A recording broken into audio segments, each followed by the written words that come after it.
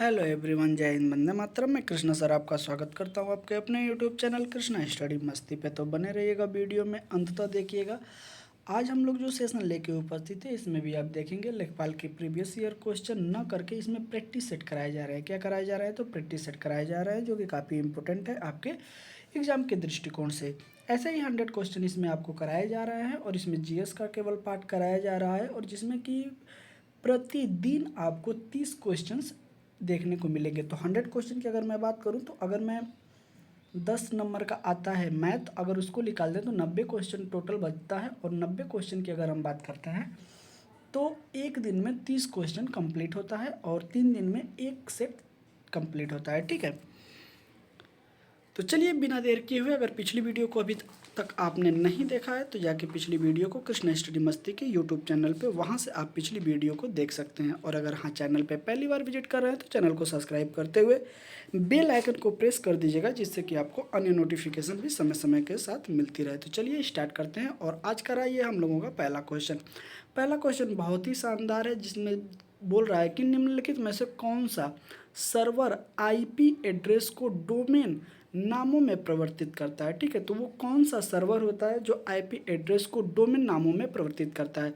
Option number ए कह रहा है कि ईमेल, बी कह रहा है कि क्लाउड सर्विस, सी कह रहा है कि डीएनएस, और डी कह रहा है कि P2P।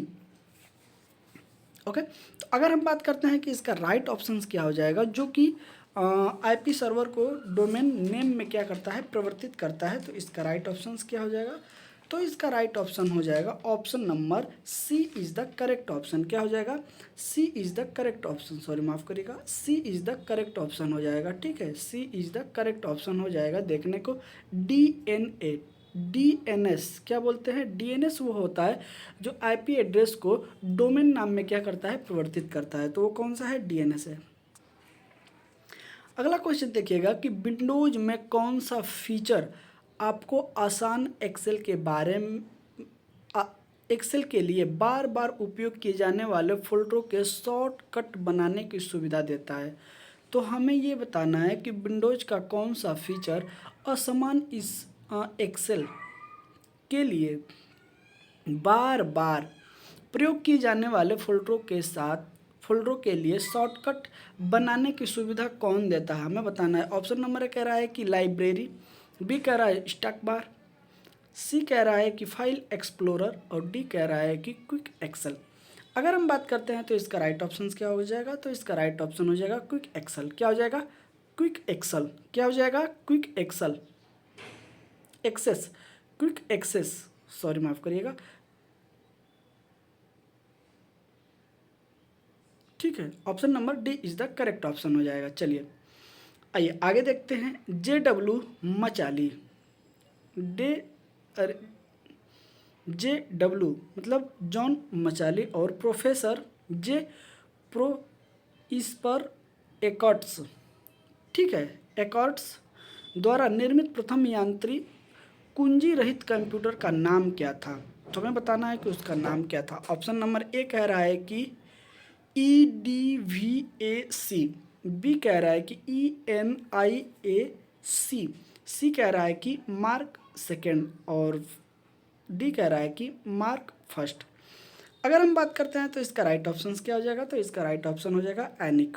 क्या हो जाएगा? एनिक हो जाएगा। Option number B is the correct option, ENIAC, एनिक हो जाएगा। ठीक है, चलिए अगला क्वेश्चन कह रहा है कि खाली स्थान एक सामान्य शब्द है तो इंटरनेट एवं वर्ल्ड वाइड वेब के सभी निधिक एवं नियामक पहलुओं को संदर्भित करता है। ऑप्शन नंबर ए कह रहा है कि कुकीज, बी कह रहा है साइबर लॉ, सी कह रहा है टूल, और डी कह रहा है कि हैकर्स। अगर हम बात करते हैं तो इसका राइट ऑप्शन क्या हो जाएगा? तो इसका राइट ऑप्शन हो जाएगा साइबर लॉ। क्या हो जाएगा? Cyber law. Option number B is the correct option हो जाएगा। आगे चलते हैं, अगले क्वेश्चन को देखिएगा। क्वाटो प्रो क्या है? क्वाटो प्रो किस प्रकार का कंप्यूटर एप्लीकेशन सॉफ्टवेयर है? हमें बताना है कि क्वाटो प्रो जो कि किस प्रकार का कंप्यूटर का एप्लीकेशन सॉफ्टवेयर है। ऑप्शन नंबर ए कह रहा है कि वर्ड प्रोसेसिंग सॉफ्टवेयर है, बी कह रहा है कि स्प्रेडशीट सॉफ्टवेयर है, और डी कह रहा है कि डाटाबेस सॉफ्टवेयर है, और सी कह रहा है डाटाबेस सॉफ्टवेयर है, और डी कह रहा है कि डेस्कटॉप पब्लिशिंग सॉफ्टवेयर है। तो अगर हम बात करते हैं कि इसका राइट ऑप्शन क्या हो जाएगा, तो इसका राइट ऑप्शन हो जाएगा option number B is the correct option. ठीक है, स्प्रेडशीट सॉफ्टवेयर है, स्प्रेडशीट सॉफ्टवेयर है, option number B is the correct option हो जाएगा। अगला क्वेश्चन की अगर हम बात करते हैं तो देखिएगा, मल्टी कोर प्रोसेसर वाले कंप्यूटर सिस्टम पर विचार करें। एक साथ कई स्वतंत्र कार्य निष्पादित करते समय समान लॉक स्पीड वाले सिग्नल कोर प्रोसेसर की तुलना में मल्टीपल कोर होने का प्राथमिक लाभ क्या है? ठीक है, चलिए ऑप्शन हम लोग देखते हैं और ऑप्शन के हिसाब से फिर उसके बाद क्वेश्चन ऑप्शन राइट ऑप्शन बताएंगे। ठीक है, ऑप्शन नंबर ए कह रहा है कि संपूर्ण प्रणाली के लिए कम बिजली खपत करता है। ठीक है, बी कह रहा है कि एक साथ कई अलग अलग प्रोसेसर को हैंडल और निष्पादित करने में बेहतर क्षमता होती है। सी कह रहा है कि सिस्टम की मुख्य मेमोरी रैम की क्षमता में वृद्धि होती है, और डी कह रहा है कि एकल हैवीली थ्रेड्स एप्लीकेशन को निष्पादन करने के लिए उन्नत गति होती है। अगर हम बात करें तो इसका राइट ऑप्शन हो जाएगा option number B is the correct option, कि एक साथ कई अलग अलग प्रोसेसर को हैंडल और निष्पादित करने की बेहतर क्षमता होती है। तो option number B is the correct option हो जाएगा। क्या हो जाएगा? B is the correct option. ठीक है, चलिए आगे देखते हैं। अगला है कि माइक्रोसॉफ्ट वर्ड में टेक्स्ट को खोजने और बदलने का कौन सा सही तरीका सही नहीं है? हमें नहीं वाला देखना है। ठीक है, तो ये भी आप याद रखिएगा कि नहीं है। ऑप्शन नंबर ए कह रहा है कि अल्ट प्लस इंटर की अगर कुंजी क्लिक करते हैं तो क्या ऐसा देखने को मिलता है। बी कह रहा है कि होम टैब पर जाएं और रिफ्रेश चुनें। सी कह रहा है कि फाइंड एंड रिफ्रेश विंडो खोलने के लिए कंट्रोल प्लस एच दबाएं, और डी कह रहा है कि एडिट पर क्लिक करें और फिर फाइंड एंड रिफ्रेश चुनें। तो अगर हम बात करते हैं तो इसका राइट ऑप्शन क्या हो जाएगा? कौन सा नहीं है? तो हो जाएगा हम लोगों का option number A is the correct option. Alt plus enter कुंजी पर क्लिक करें, यह नहीं होगा। ठीक है, चलिए अगले क्वेश्चन की अगर हम बात करते हैं तो अगला क्वेश्चन देखिएगा, निम्नलिखित में से कौन सा ओपन सोर्स सॉफ्टवेयर नहीं है? ये भी याद रखिएगा। ठीक है, ओपन सोर्स सॉफ्टवेयर नहीं है। ऑप्शन नंबर ए कह रहा है कि माइक्रोसॉफ्ट ऑफिस, बी कह रहा है लिनक्स, सी कह रहा है एंड्रॉइड, और डी कह रहा है कि मोजिला फायरफॉक्स। ठीक है, अगर हम बात करते हैं तो इसका राइट ऑप्शन क्या हो जाएगा? तो इसका राइट ऑप्शन हो जाएगा option number A is the correct option, Microsoft office, Microsoft office. ठीक है, तो option number A is the correct option. अगला क्वेश्चन देखिएगा, टॉलमैन सॉरी हॉटमेल, हॉटमेल यहाँ पे खाली स्थान शुरू किया गया था, कब शुरू किया गया था? ऑप्शन नंबर ए कह रहा है कि 1993, बी कह रहा है 1995, सी कह रहा है 1996, और डी कह रहा है 1994। अगर हम बात करते हैं तो इसका राइट ऑप्शन क्या हो जाएगा? तो इसका राइट ऑप्शन हो जाएगा 1996। क्या हो जाएगा? 1996। Option number C is the correct option, C is the correct option हो जाएगा। अगला क्वेश्चन की अगर हम बात करते हैं तो देखिएगा, इलाहाबाद स्थित अल्फ्रेड पार्क का पुनः नामकरण किया गया, किसके नाम पे किया गया? ऑप्शन नंबर ए कह रहा है कि भगत सिंह के नाम पे किया गया, बी कह रहा है चंद्रशेखर के नाम पर किया गया, सी कह रहा है सुभाष चंद्र बोस के नाम पर किया गया, और डी कह रहा है कि मोतीलाल नेहरू के नाम पे किया गया। क्वेश्चन नंबर 80 बड़ा ही शानदार क्वेश्चन है। अगर हम बात करते हैं अल्फ्रेड पार्क की, तो किसके नाम पे नामकरण किया गया? तो चंद्रशेखर आज़ाद। किसके नाम पे? Chandrashekhar Azad. Option number B is the correct option हो जाएगा। चलिए अगला है कि आल्हा एक लोकप्रिय संगीत क्षेत्र किस क्षेत्र का है? ठीक है, जो आल्हा होता है वह किस क्षेत्र से लोकप्रिय रखता है? ठीक है, option number A Rohilkhand, B कह रहा है कि बुंदेलखंड, सी कह रहा है पूर्वांचल, और डी कह रहा है कि पश्चिमी उत्तर प्रदेश। अगर हम बात करते हैं 81 का, तो इसका राइट ऑप्शन हो जाएगा ऑप्शन नंबर बी, बुंदेलखंड से संबंध रखता है। किससे है? तो किस क्षेत्र से इसकी लोकप्रियता है? तो बुंदेलखंड से। ठीक है, बुंदेलखंड में आपकी अगर हम बात करते हैं तो 6 जिले आते हैं। ठीक है, कितने जिले आते हैं? 6 जिले आते हैं। आप कमेंट करके बताएंगे वो 6 जिले कौन कौन से हैं। ठीक है, बुंदेलखंड में। आगे देखिएगा, अगला है उत्तर प्रदेश बजट 2023-24 के संदर्भ में निम्नलिखित कथनों पर विचार कीजिए। ऑप्शन नंबर जो है कि कथन कह रहा है एक, कि बजट का आकार 7,60,000 करोड़ रुपए है।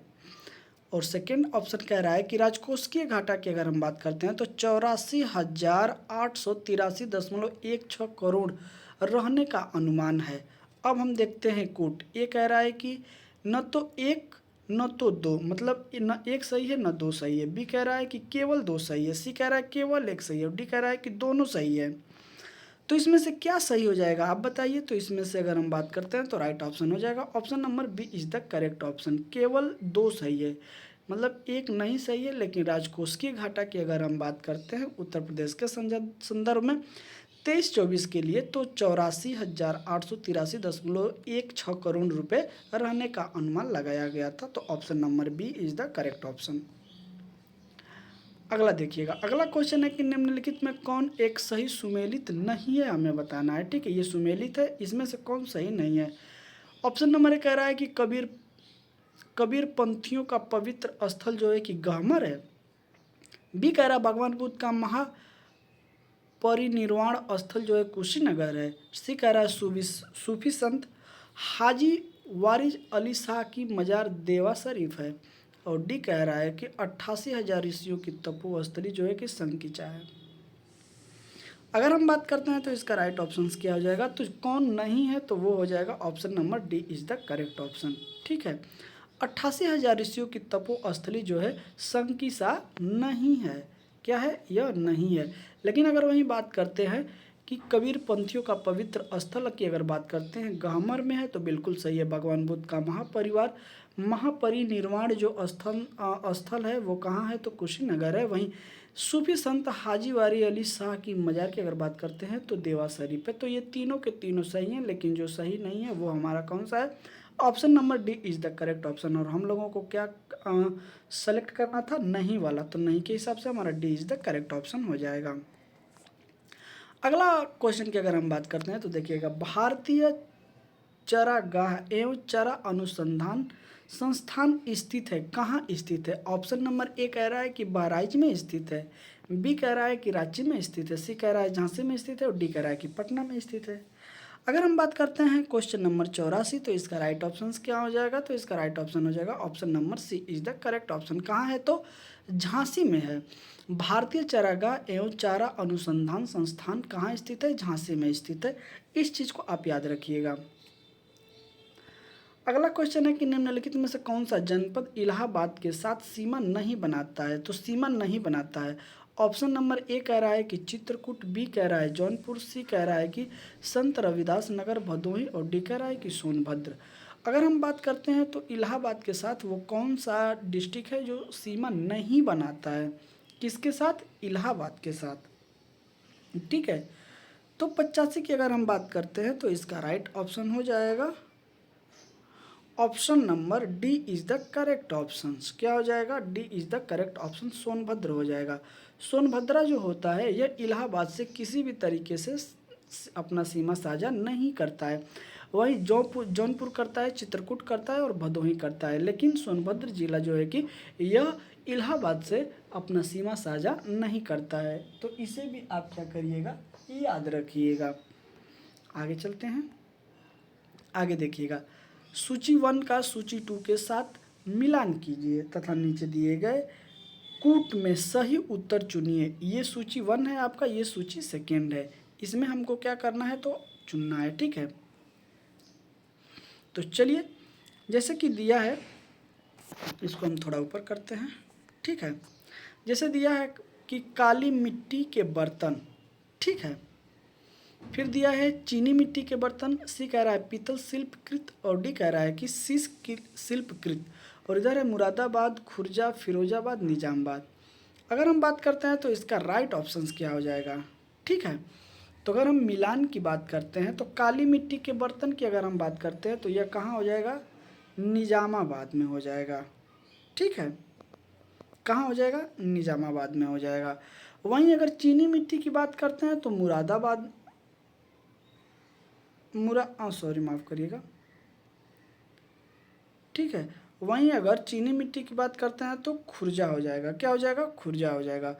वहीं अगर हम बात करते हैं पीतल शिल्पकार की तो यह कहाँ हो जाएगा, मुरादाबाद हो जाएगा। पीतल कहाँ मशहूर है, तो मुरादाबाद। अगर वहीं शीश शिल्प की बात करते हैं तो यह फिरोजाबाद हो जाएगा। तो यह ऑप्शन आप याद रखिएगा, 4 2 1 3। राइट ऑप्शन क्या हो जाएगा, तो B is the correct option, B is the correct option हो जाएगा। चलिए अगला क्वेश्चन है, उत्तर प्रदेश में परंपरागत भूमि मापन की इकाई है, क्या है। ऑप्शन नंबर ए कह रहा है कि कनाल है, बी कह रहा है कि मारला है, सी कह रहा है बीघा है और डी कह रहा है कि धूर है। अगर हम बात करते हैं कि इसका राइट ऑप्शन क्या है, तो इसका राइट ऑप्शन हो जाएगा बीघा। क्या है, बीघा। जब भी कोई ज़मीन या कुछ नापता है तो किस में नापा जाता है, मापा जाता है बीघा में मापा जाता है। किस में मापा जाता है, बीघा में मापा जाता है। चलिए क्वेश्चन नंबर अगला कह रहा है कि किस वर्ष भारतेंदु नाट्य अकादमी की स्थापना हुई थी। ऑप्शन नंबर ए कह रहा है कि 1975 में, बी कह रहा है 1965 में, सी कह रहा है 1985 में और डी कह रहा है 1995 में। अगर हम बात करते हैं इसका राइट ऑप्शन, तो इसका राइट ऑप्शन हो जाएगा option number A is the correct option. चलिए ऑप्शन नंबर क्या हो जाएगा, तो option number A is the correct option. 1975 में भारतेंदु नाट्य अकादमी की स्थापना हुई थी 1975 में। अगला क्वेश्चन है कि निम्नलिखित में से किसे शंभू महाराज को हिंदुस्तानी शास्त्रीय संगीत की शिक्षा दी। ठीक है, ऑप्शन नंबर ए कह रहा है कि नत्थू खान को, बी कह रहा है कि रहीमुद्दीन खान को और सी कह रहा है कि सुजान खान को, डी कह रहा है कि करीम खान को। तो इसका राइट ऑप्शन क्या हो जाएगा, इसका राइट ऑप्शन हो जाएगा बी। इसका राइट ऑप्शन हो जाएगा B, B is the correct option. ठीक है, Rahimuddin Khan, option number B is the correct option. चलिए क्वेश्चन क्या कह रहा है देखिएगा, उत्तर प्रदेश के प्रथम राज्यपाल कौन थे। ऑप्शन नंबर ए कह रहा है कि बीजी रेड्डी, सी कह रहा है कि के एम मुंशी और सी कह रहा है कि सरोजिनी नायडू और डी कह रहा है कि वी गिरी। अगर हम बात करते हैं प्रथम राज्यपाल की तो वो कौन थी, सरोजिनी नायडू। कौन है, Sarojini Naidu. Option number C is the correct option हो जाएगा, सरोजिनी नायडू।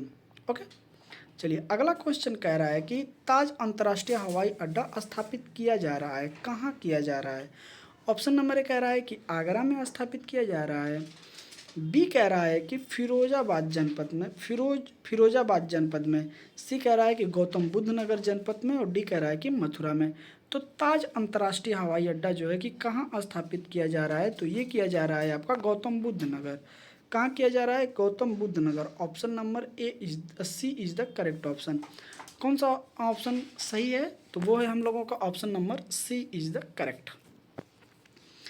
अगला क्वेश्चन है कि रानी लक्ष्मीबाई बांध अवस्थित है, ठीक है, किस नदी पर अवस्थित है। ऑप्शन नंबर ए कह रहा है कि बेतवा नदी पर, बी कह रहा है कि केन नदी पे, सी कह रहा है कि रिहंद नदी पे और डी कह रहा है कि टोंस नदी पे। कौन सा बांध है, तो बांध है हम लोगों का रानी लक्ष्मीबाई। अगर हम बात करते हैं तो इसका राइट ऑप्शन हो जाएगा option number A is the correct option, Betwa नदी पर। कौन सा, बेतवा नदी पे स्थित है। अगर बेतवा नदी किस नदी की सहायक है, तो यमुना नदी की। यमुना नदी किस नदी की सहायक है, तो वो है गंगा नदी की, क्योंकि वो लास्ट में आके गंगा में मिल जाती है। ठीक है, तो याद रखिएगा यमुना नदी गंगा में मिल जाती है। ठीक है, कहाँ मिलती है, तो ये मिलती है इलाहाबाद प्रयागराज। ठीक है, चलिए आगे देखते हैं। आगे देखिएगा, उत्तर प्रदेश के संदर्भ में निम्नलिखित कथनों में से कौन सा से सही है, हमें बताना है। और कथन एक कह रहा है कि उत्तर प्रदेश 9 आर्थिक क्षेत्रों में बांटा गया है, बी कह रहा है कि उत्तर प्रदेश, ठीक है, 11 कृषि जलवायु क्षेत्र में विभाजित है। नीचे दिए गए कूट का प्रयोग कर सही उत्तर का चयन कीजिए। ए कह रहा है कि केवल एक सही है, बी कह रहा है कि केवल 2 सही है, सी कह रहा है कि 1 और 2 दोनों सही है और डी कह रहा है कि न तो 1 सही है और न ही 2 सही है। तो अगर हम बात करते हैं इसका राइट ऑप्शन, तो इसका राइट ऑप्शन हो जाएगा option number D is the correct option. न तो 1 सही है और न ही 2 सही है, दोनों के दोनों जो कथन दिए गए हैं, स्टेटमेंट दिए गए हैं, दोनों के दोनों गलत हैं। ओके, चलिए अगला क्वेश्चन कह रहा है कि सुरहा ताल पश्चिम विहार स्थित है, कहाँ स्थित है, कौन सा सुरहा ताल। ऑप्शन नंबर ए कह रहा है कि आजमगढ़ जिले में स्थित है, बी कह रहा है कि बलिया जिले में स्थित है, सी कह रहा है हरदोई में और डी कह रहा है प्रतापगढ़। अगर हम बात करते हैं सुरहा ताल की, किस ताल की? सुरहा ताल की। तो यह कहाँ स्थित है? अपने बलिया में। कहाँ स्थित है? अपने बलिया में। Option number A B is the correct option. बागी बलिया, क्या है? बागी बलिया, ठीक है। तो बलिया जिले में स्थित है। ओके, अगर हम बात करते हैं बलिया के परिप्रेक्ष्य में, तो अगर बलिया को अगर हम देखें तो यहाँ पे आप देखेंगे महर्षि भृगु, ठीक है, भृगु ऋषि की तपोभूमि के नाम से भी बलिया मशहूर है, ठीक है। किसका? भृगु ऋषि की। आगे देखते हैं, अगला है चलिए अगला है हम लोगों का कूट वाला। नीचे उन व्यक्तियों की सूची दी गई है जो उत्तर प्रदेश के मुख्यमंत्री रहे हैं, ठीक है। कौन कौन से रहे हैं? ऑप्शन नंबर ए कह रहा है कि चरण सिंह, बी कह रहा है कि कमलापति त्रिपाठी, सी कह रहा है संपूर्णानंद और 4 कह रहा है कि सुचिता कृपलानी। उनके पदारूढ़ रहने का सही कालक्रम नीचे दिए गए कूट के अनुसार इंकित कीजिए, ठीक है। तो इनको इनके कार्यकाल के हिसाब से इंकित करना है कि किस सन में कौन थे, ठीक है। तो ऑप्शन नंबर ए कह रहा है कि 3-1-4-2, बी कह रहा है कि 3-4-1 और 2, सी कह रहा है कि 3-2-1-4 और डी कह रहा है कि 1-3-4-2। अगर हम बात करते हैं 95 का, तो इसका राइट ऑप्शन हो जाएगा option number A is the correct option. पहले नंबर पे कौन आएंगे? तो चरण सिंह आएंगे। दूसरे नंबर पे कौन आएंगे? तो संपूर्णानंद आएंगे। और तीसरे नंबर पे कौन आएंगे? तो सुचिता कृपलानी आएंगे। और चौथे नंबर पे कमलापति त्रिपाठी आएंगे, ठीक है। तो ये इनका क्रम है, याद रखिएगा। अगला क्वेश्चन कह रहा है कि उत्तर प्रदेश शासन द्वारा जिस आयु वर्ग के बच्चों को प्राथमिक शिक्षा उपलब्ध कराने में उच्च प्राथमिकता दी जा रही है, वह है कौन कौन से बच्चे हैं, ठीक है। ऑप्शन नंबर ए कह रहा है कि 5 वर्ष तक, बी कह रहा है कि 7 वर्ष तक, डी कह रहा है कि सी कह रहा है 12 वर्ष तक और डी कह रहा है कि 14 वर्ष तक। अगर हम बात करते हैं तो इसका राइट ऑप्शन हो जाएगा option number D is the correct option, 14 वर्ष तक। हमारा मूल अधिकार भी कहता है कि किसी भी बच्चे का, ठीक है, वो शिक्षा का अधिकार होगा और उसकी उम्र जो होनी चाहिए वो 6 से 14 साल के बीच में अगर वो बालक है तो उसका शिक्षा का अधिकार है। उसे उस शिक्षा का अधिकार को कोई नहीं छीन सकता है और उसको क्या है कि वो शिक्षा आपको देनी ही पड़ेगी, ठीक है। चलिए आगे चलते हैं। आगे कह रहा है कि काशी तमिल संगम 4.0 का आयोजन कहाँ किया गया है? ऑप्शन नंबर ए कह रहा है कि चेन्नई में किया गया, बी कह रहा है कि मदुरै, सी कह रहा है वाराणसी और डी कह रहा है प्रयागराज। अगर हम बात करते हैं काशी तमिल संगम की, तो काशी तमिल संगम की अगर हम बात करते हैं तो कहाँ किया गया था? वाराणसी में। कहाँ किया गया है? वाराणसी में। Option number C is the correct option, Varanasi में किया गया है। कहाँ किया गया है? वाराणसी में। चलिए अगला क्वेश्चन कह रहा है कि भारत के प्रथम chief of defence staff CDS general Bipin Rawat की प्रतिमा का अनावरण कहाँ किया गया? ऑप्शन नंबर ए लखनऊ में, बी नई दिल्ली में, सी सैनिक स्कूल गोरखपुर और डी देहरादून। अगर हम बात करते हैं तो इसका राइट ऑप्शन क्या हो जाएगा? इसका राइट ऑप्शन हो जाएगा option number B is the correct option, option number C is the correct option, Sainik school Gorakhpur में। कहाँ? सैनिक स्कूल गोरखपुर में इनके मूर्ति का अनावरण किया गया, इनके प्रतिमा का। चलिए ये जो 2 क्वेश्चन आपको दिख रहे हैं ये इस क्वेश्चन के बिल्कुल लास्ट है, ठीक है। क्वेश्चन 100 क्वेश्चन हम लोग आज कंप्लीट कर लेंगे। तो 99 बोल रहा है कि वित्तीय वर्ष 2022-23 में उत्तर प्रदेश का सर्वाधिक शहरी MPCE किस जिले में दर्ज किया गया है? ऑप्शन नंबर ए कह रहा है कि लखनऊ, बी कह रहा है गोंडा, सी कह रहा है गौतम बुद्ध नगर और डी कह रहा है कि बागपत। अगर हम बात करते हैं इसका राइट ऑप्शन, तो इसका राइट ऑप्शन हो जाएगा गौतम बुद्ध नगर। कहाँ? गौतम बुद्ध नगर में इसको दर्ज किया गया है। और इस सीरीज का लास्ट क्वेश्चन है कि भारत कला भवन संग्रहालय अवस्थित है कहाँ? इलाहाबाद में, लखनऊ में, मथुरा में, वाराणसी में। तो यह कहाँ स्थित है? तो यह स्थित है आपका वाराणसी में। भारतीय कला भवन कहाँ स्थित है? वाराणसी में। Option number D is the correct option हो जाएगा। तो लेखपाल की जो सीरीज चल रही है उसमें प्रैक्टिस सेट 1, ठीक है, कंप्लीट हो चुका है। टोटल 100 क्वेश्चन, ठीक है। अब प्रैक्टिस सेकंड जो है अगले सेशन से लेके मैं चलूँगा, स्टार्ट करूँगा उसको अगले सेशन से। वीडियो आपको कैसी लगी ज़रूर आप कमेंट करके बताएं। मिलते हैं आपसे अगले सेशन में, तब तक के लिए जय हिंद, वंदे मातरम, अपना ख्याल रखिएगा।